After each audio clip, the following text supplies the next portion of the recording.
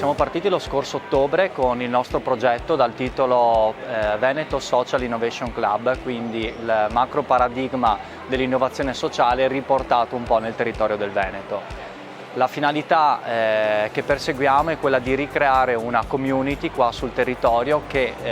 lavori su quella tematica, quindi sull'innovazione sociale, e che aiuti le imprese del territorio a ritrasformarsi in ottica dei nuovi megatrend che stanno un po' cambiando il mercato. Nel nostro progetto la macro è quella di aiutare start-upper o futuri start-upper nell'applicazione di un nuovo paradigma che è quello dell'innovazione sociale, che tenga presente che